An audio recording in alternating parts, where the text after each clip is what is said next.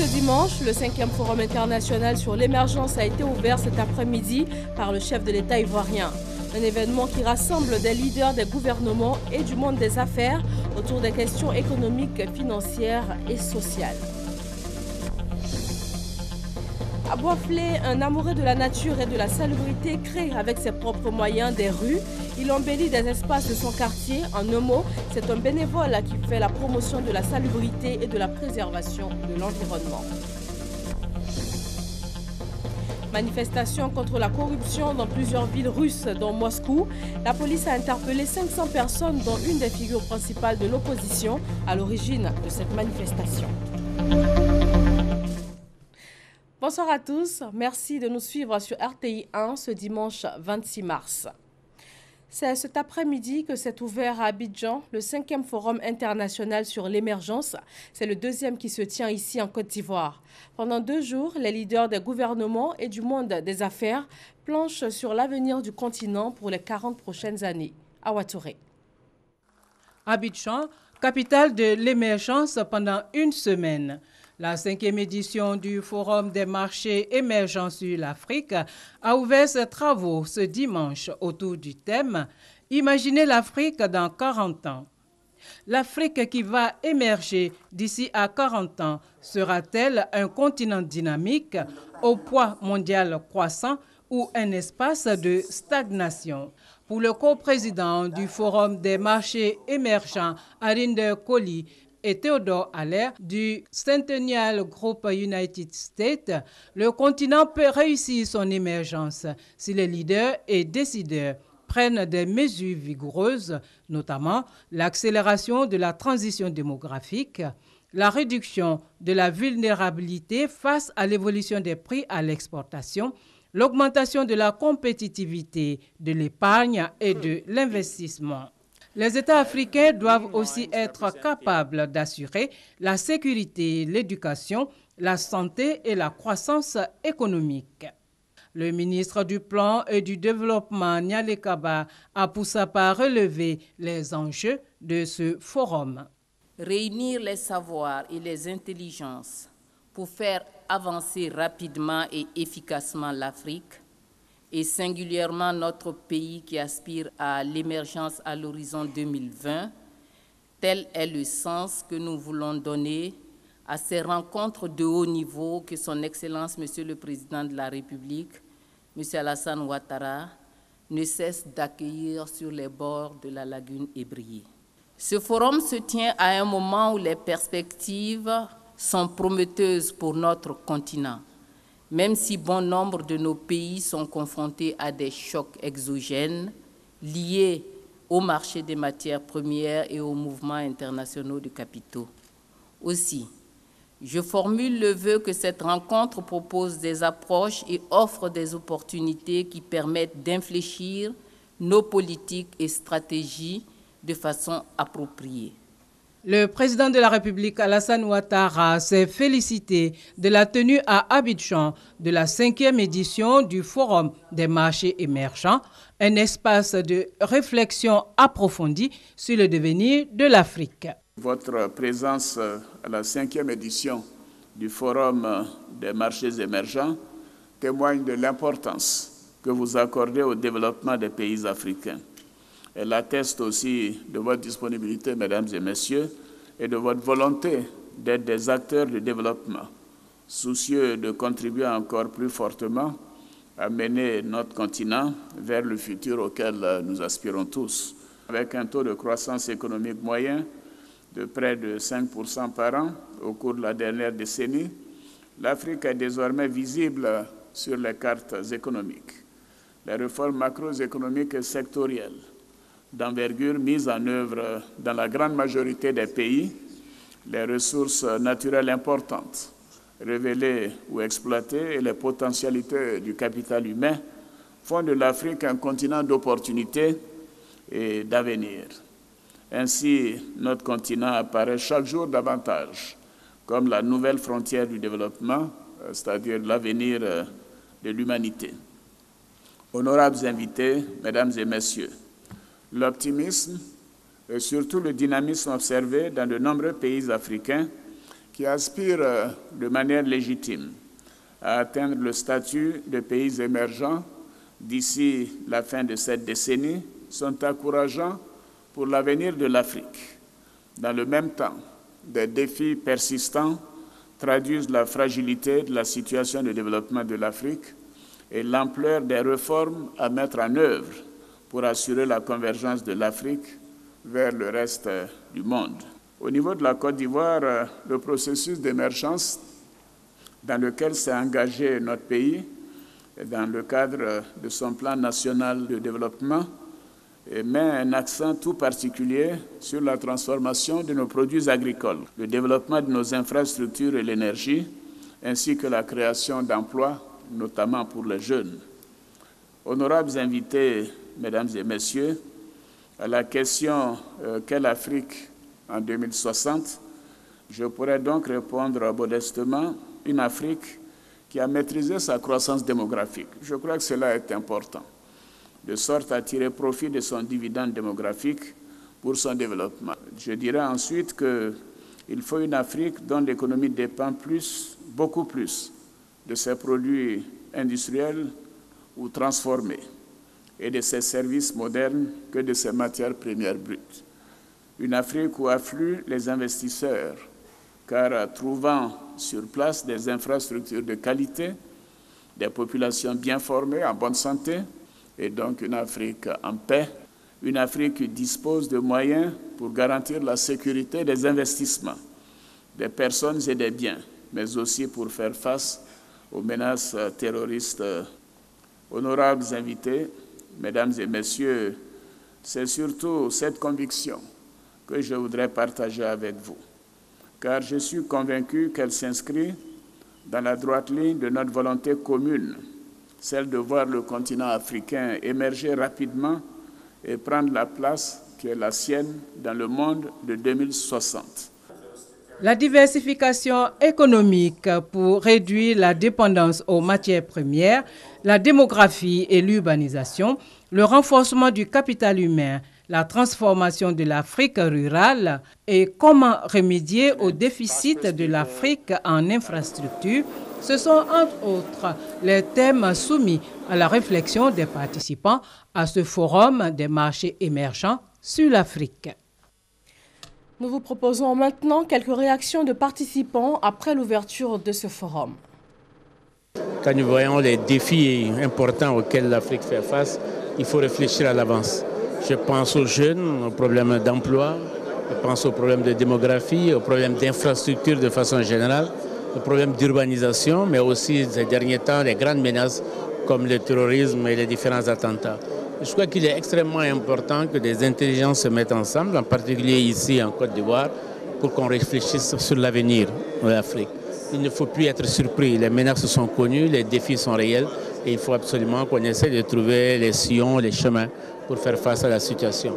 On ne peut pas privilégier un secteur et abandonner d'autres. Il faut la maîtrise démographique, il faut la transformation structurelle de notre continent, il faut une éducation de qualité pour que demain on puisse avoir des ressources humaines de qualité parce que la compétition se fera non pas sur l'importance des ressources naturelles, mais sur la qualité des ressources humaines. Il faut que l'Afrique puisse continuer d'investir dans l'éducation, dans la formation et bien entendu en améliorant aussi le climat des affaires, en mettant en place un véritable état de droit et en faisant la promotion de la démocratie.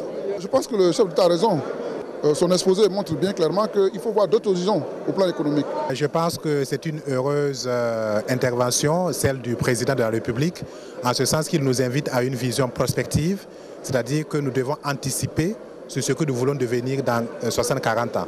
Et pour cela, comme il a si bien dit, il y a des éléments très importants, notamment la transformation de nos matières premières et je dirais aussi l'accumulation du capital humain à travers l'éducation. Le premier panel qui a suivi l'ouverture des travaux a été présidé par le vice-président ivoirien Daniel Cablon-Duncan. Les 4 panélistes ont présenté respectivement, en termes de diversification économique, les expériences du Botswana, du Chili, de la Zambie et de l'Amérique latine. Ils sont nombreux les pays africains qui aspirent à l'émergence. Sur la question, un forum est prévu à Abidjan du 28 au 30 mars prochain. Quels sont les plans qui peuvent conduire ces pays comme la Côte d'Ivoire, le Rwanda ou encore le Sénégal à leur destination qui est l'émergence? Regard croisé sur les plans d'émergence avec Francis Boifo. Côte d'Ivoire, pays émergent en 2020. La réalisation de cet objectif voulu par le président de la République Alassane Ouattara s'appuie sur le plan national de développement PND.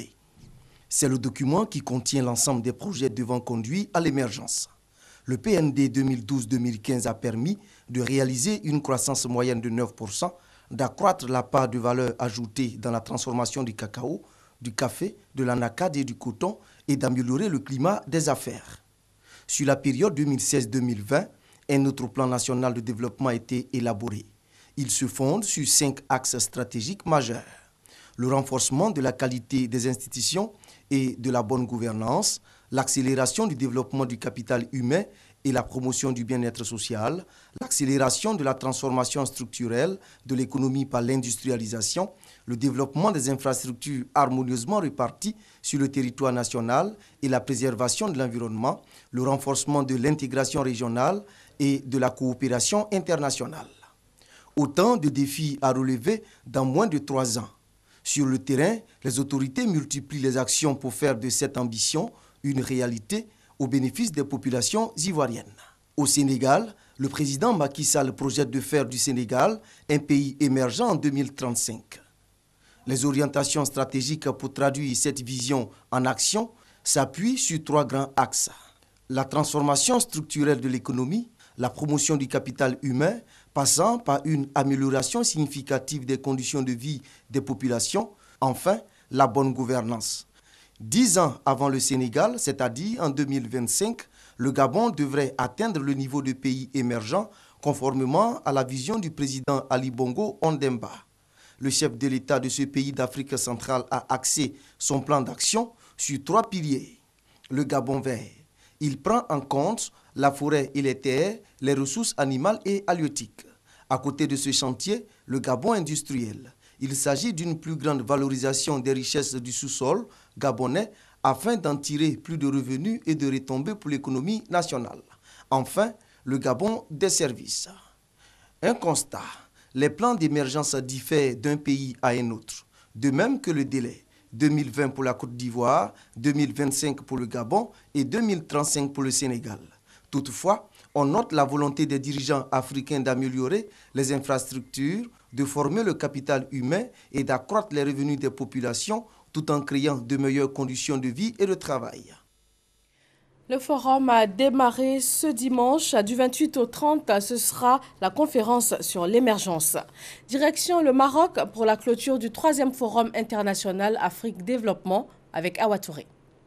La cérémonie de clôture du 5e forum international Afrique Développement a vu la restitution des 3 plénières animées par des experts qui ont recommandé, entre autres, la création de valeurs partagées en Afrique avec la mise en place de partenariats publics-privés, la transformation de l'urbanisation en opportunité avec l'implication et l'engagement de tous les acteurs. Et surtout, que l'Afrique invente ses propres modèles de développement et d'inclusion financière. Autre temps fort de cette cérémonie de clôture, la remise des prix de la coopération Sud-Sud décernés aux entreprises les plus méritantes. Les 7 finalistes ont été départagés à partir de 2 critères, l'impact social de l'entreprise et l'intégration régionale. 2 entreprises ivoiriennes étaient présentes dans ce top 7, Yeshi Group et Sania, filiale du groupe Sifka. Sania qui a remporté le trophée Silver de la coopération Sud-Sud. Ce prix permettra de prouver une fois de plus l'intégration Sud-Sud que Sania est en train d'entreprendre. Aujourd'hui, nous produisons en Côte d'Ivoire, mais nous fournissons l'ensemble des pays autour de la Côte d'Ivoire. Et bien sûr, ça permettra d'aller plus en avant sur nos ambitions de développement à travers non seulement ça l'Afrique, là où nous sommes, mais bien ailleurs. Les prix Gold et Platinum ont été attribués aux entreprises HTS du Maroc et Lila de Tunisie. Le trophée UEMOA du groupe Attijari Wafa est revenu à Coris Bank. Le FIAD 2017, qui referme ainsi ses portes, a été aussi l'occasion pour 7 pays du continent, au nombre desquels la Côte d'Ivoire, de présenter leurs opportunités d'affaires sur le marché de l'investissement. Le Centre ivoirien de recherche économique et sociale, CIRES, lance ses séminaires mensuels. Il s'agit de présenter au grand public les résultats des travaux effectués par les chercheurs dans le but de promouvoir la recherche scientifique. Mahama Traoré. En 2016, le CIRES, Centre ivoirien de recherche économique et sociale, a été classé par l'Université de Pennsylvanie aux États-Unis comme le premier centre de réflexion scientifique en Afrique francophone et le 16e en Afrique subsaharienne. Fort d'une telle performance, le CIRES entend davantage promouvoir la recherche scientifique. Moyen choisi, la tenue des séminaires mensuels en vue de disséminer les travaux de ces chercheurs. L'objectif, c'est vraiment d'orienter les décideurs dans la formulation des politiques, mais également dans l'amélioration des activités ou des actions à mener en faveur donc, de l'amélioration du bien-être des populations. Pour ce mois de mars, 3 travaux de recherche ont été présentés au grand public, dont celui de Dr Patrick Ngouan. Il a évoqué l'impact des dépenses publiques et de la gouvernance sur le développement en Afrique subsaharienne. La conclusion, c'est qu'il faut que les pays s'occupent de la bonne gouvernance, non seulement pour favoriser, pour booster l'investissement privé, mais également pour booster l'efficacité des dépenses publiques. L'amélioration de l'environnement économique n'est pas seulement profitable au secteur privé, mais c'est également profitable à l'État lui-même et aux populations. Depuis plus de 40 ans, le CIRES formule des propositions pour l'amélioration de la politique économique et sociale en Côte d'Ivoire. L'accès au crédit des petites et moyennes entreprises, il en a été question à l'ouverture des journées des PME. Il s'agit de trouver une synergie d'action entre les banques et les PME afin d'accroître la compétitivité de ces petites et moyennes entreprises dans une relation de confiance. Lancine Bakayoko. Banque PME, un couple d'avenir, mais que d'incompréhension. Aujourd'hui, les banques refusent même d'octroyer des prêts aux agriculteurs. Des fois, ils te demandent un prêt pour agrandir leur entreprise. Dès qu'ils ont 100 millions, même 50 millions, ils prennent pour acheter des plateformes de DVA, tout sauf ce pourquoi ils n'ont plus le prêt. Donc le remboursement est difficile. Avec son profil de banquier, aujourd'hui ministre en charge de la promotion des PME, Souleymane Diarra-Souba se veut le médiateur tout indiqué. L'absence de solutions durables à ce problème majeur constitue un risque permanent, aussi bien pour le promoteur que pour la PME elle-même et conséquemment pour notre économie. Il convient de rappeler la ferme volonté du gouvernement ivoirien de faire des PME et des artisans le fer de lance de sa politique économique et sociale, d'en faire son bassin d'emploi.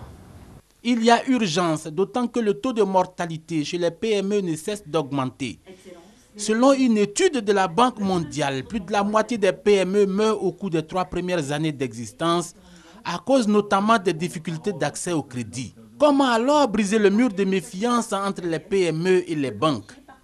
Il est important que les organisations patronales de PME puissent mettre en place des moules standards de fonctionnement et de structuration des PME correspondant mieux aux attentes des banques. En Côte d'Ivoire, les PME représentent 98% du tissu économique formel et 23% de la population active.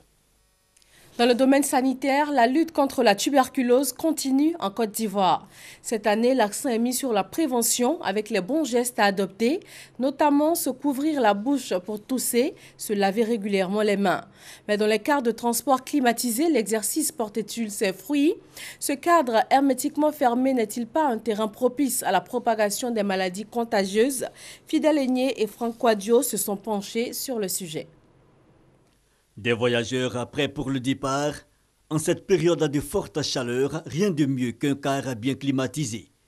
Les cars climatisés, toutes les compagnies de transport aujourd'hui en possèdent en Côte d'Ivoire. Un confort au bénéfice des passagers.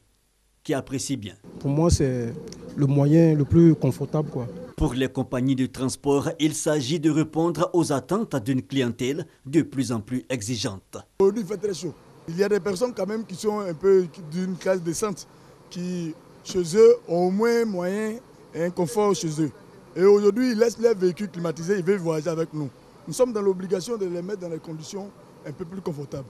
Le voyage en car climatisé comporte cependant des risques de transmission de maladies. La tuberculose, par exemple, et ses transporteurs en ont conscience. À chaque gare, nous marquons un arrêt pour que s'il y a des inconvénients, si au cours du voyage, il y a un problème, il y a un client qui a au moins un souci, se désaltérer et puis signaler, on peut le déposer à l'hôpital le plus proche. La question préoccupe le programme national de lutte contre la tuberculose qui cependant rassure. Dans des cas enfermés, s'il y a un malade, il y a forcément un risque. Donc c'est pour ça que nous avons initié ces formations pour sensibiliser aussi les transporteurs et les chauffeurs sur l'hygiène à la toux. La tuberculose, une maladie contagieuse, l'accent est mis sur la prévention par des gestes simples tels tousser ou éternuer dans un mouchoir pour éviter les risques de contamination. À Boisflé, un homme fait parler de lui en ce moment. C'est un amoureux de la nature et de la salubrité. Il a créé à main nue une rue de plus d'1 kilomètre et il embellit avec ses propres moyens des rues et des espaces de son quartier. Léon Brou. Les couleurs nationales et celles de la ville flottant au-dessus de jardins le long de la route Lopoafla-Deïta. Nous sommes dans la commune de Boisflé. Ce décor, une source de fierté pour les usagers de cette route, ouverte en 2016 par la mairie. Le fait qu'on passe sur cette voie, vraiment, je suis très heureux. Surtout, il ne faut pas qu'ils oublient cette voie-là encore plus. Ça rapporte plus à Boisflé aussi. Voici Kolo, l'artisan du décor de la route Lopoafla-Deïta. Son quartier lui doit son désenclavement. Il en a lui-même créé et embelli l'artère principale. C'est cette rue longue de plus d'1 kilomètre avec terre-plein par endroits que Kolo a baptisé de son propre nom ou encore route du développement durable. Comme sur le plan topo, il y a une voie qui passe naturellement devant ma maison. Et donc, j'ai fait abattre les arbres avec mes outils. La daba, la machette, la hache, un peu comme une fourmi. Hein. J'ai fait la rue sur 2 mètres de largeur au début. Et puis, voilà. 2013, début des travaux d'aménagement de son quartier. 4 ans donc que Kolo se saigne physiquement et financièrement, juste pour traduire un idéal, son amour pour la salubrité. Je suis amoureux de la nature et donc de l'environnement. C'est ce qui est autour de toi qui te donne de la valeur et c'est ça qui te fait. Et a priori, il faut toujours soigner son environnement. L'homme tracteur, le fou de la nature. À Boisflé, Kolo a un petit nom de chacun de ses admirateurs. N'empêche, l'employé de brasserie a fini par s'imposer comme modèle d'acteur de la salubrité. Reste que les Kolos inondent la Côte d'Ivoire et l'État pourrait faire l'économie des frais de l'opération Grand Ménage. Des établissements scolaires primaires et secondaires du département de Tabo, dans le sud de la Côte d'Ivoire, reçoivent des équipements didactiques, notamment des tables-bancs offerts par le ministre de la Culture et de la Francophonie, Thérèse Yoboué. Ce sont au total 15 000 tables-bancs semi-métalliques qui ont été remises aux établissements primaires et secondaires du département de Tabo. C'est une initiative de Maurice Okwaku Bandama, député de la localité, qui a donné ainsi une suite favorable à l'une des doléances exprimées par les populations pendant la campagne législative de 2016. Ce n'est pas le premier geste que le ministre Maurice Bandama pose en faveur des populations. On peut noter la prise en charge des candidats de Tabo au baccalauréat, la création du centre annexe du baccalauréat de Tabo. Des efforts relevés par Agia Fanta Diaby, représentant Kandia Kamara, ministre de l'Éducation nationale, de l'enseignement technique et de la formation professionnelle. Allez à l'école et prenez vos études au sérieux. Allez à l'école pour encourager Monsieur le ministre à continuer de vous aider et à être fier de son œuvre. Œuvre dont nous sommes tous fiers aujourd'hui ici. Des efforts qui ont permis également d'augmenter le nombre d'écoles primaires à Tahabo et d'améliorer les résultats scolaires au baccalauréat avec un taux de réussite de 57%. Il s'agit pour le député de Tahabo de faire avancer l'école dans sa région. Nos enfants dans les salles se bousculent sur les tables bancs où ils sont assis à 5 et à 6. Et il est dans ces conditions difficiles que les enfants puissent prendre des notes et copier leurs leçons de façon correcte. Et nous pensons qu'avec ces tables bancs, les conditions de travail vont s'améliorer et nos enfants vont avoir de meilleurs résultats. Maurice Kwaku Bandaman a salué le travail des enseignants. Aux élèves, il a demandé de redoubler d'ardeur au travail, gage d'insertion sociale. Les festivités de la 14e journée mondiale de la marionnette se sont déroulées hier samedi à Bata, village situé près de Bingerville. La compagnie ivoirienne Marionnette veut rapprocher les marionnettes des populations afin de mieux véhiculer leur message. Fidèle Aigné et Pargassoro Kone. Des marionnettes géantes qui paradent dans les rues d'Abata, village situé non loin de la commune de Bingerville. Ce spectacle des marionnettes ravit les populations. Nous sommes en plein dans les festivités de la 14e édition de la Journée mondiale des marionnettes. Nous, comme mes enfants, pour moi en tout cas, je suis très content de voir ces marionnettes. C'est plaisant et ça va faire connaître Abata aussi. Parce que Abata était un peu enclavé. Ça commence à se développer un peu. Ça va attirer la clientèle, même les touristes. L'Union internationale des marionnettes UNIMA entend à travers cette journée rapprocher les marionnettes des populations. Pour le président national, la marionnette est la somme de tous les arts. La marionnette fait appel au modélage, à la sculpture, à la peinture, à l'écriture, à la danse. La marionnette sert à éduquer aussi, à passer les messages. Et la marionnette sert à sensibiliser aussi. Donc c'est un art complet qui mérite d'être aussi célébré comme tout autre art. Créé en 1929, l'UNIMA prône la paix, l'amitié, l'entraide et le rapprochement des peuples. La première édition de la Journée mondiale des marionnettes a été célébrée en 2003 à New Delhi, en Inde. 20h27, le 7 sur 7, l'actualité dans le monde en 7 jours avec Gabriel Zani.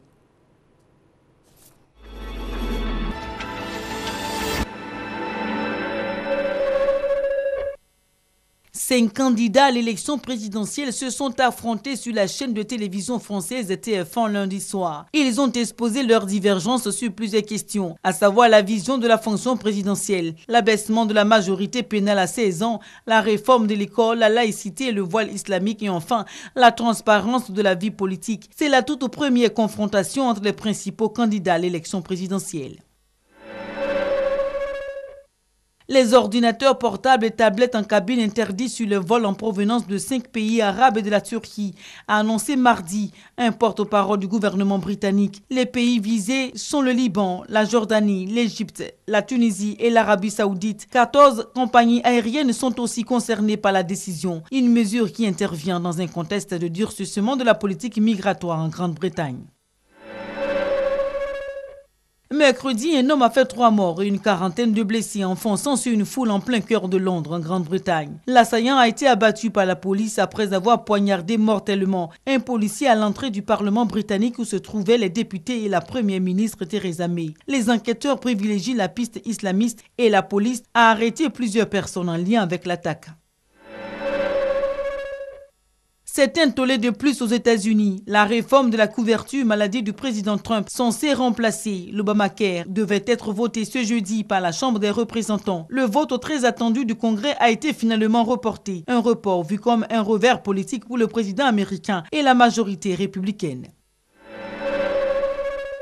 Une quarantaine de policiers décapités par des miliciens dans une embuscade vendredi dans le sud de la République démocratique du Congo. Les miliciens se sont emparés des armes et des véhicules des policiers. 6 policiers ont été épargnés au motif qu'ils parlaient le dialecte local Chuluba. Il s'agit de l'attaque la plus meurtrière commise contre les forces de sécurité congolaises depuis le début de la rébellion en RDC. L'Union européenne a célébré ses 60 ans samedi, date anniversaire du traité de Rome. Les 27 dirigeants de l'UE se sont réunis à Rome, en Italie, pour renouveler leur vœu d'union, prononcé le 25 mars 1957. Le traité de Rome est l'un des textes fondateurs de l'Union européenne. Mais en marge de cette rencontre, des milliers de manifestants ont marché pour dénoncer la politique européenne. L'opposant russe Alexei Navalny a été interpellé dimanche lors d'une manifestation contre la corruption dans le centre de Moscou en Russie. L'opposant à l'origine de ce rassemblement a été embarqué par la police. Le Kremlin avait prévenu vendredi qu'il considérait comme une provocation illégale cette manifestation de Moscou qui n'a pas obtenu les autorisations préalables.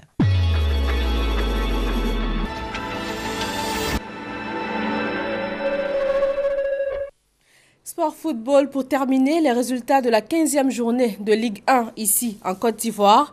Sporting Gagnois contre Azid Abengourou 1-0. La rencontre JCAT Stade d'Abidjan 1-1. FC San Pedro, COE Sport de San Pedro 3-0 et AFAD WAC 0-2. Voilà, merci de votre attention. Très bonne fin de soirée à vous tous sur RTI 1.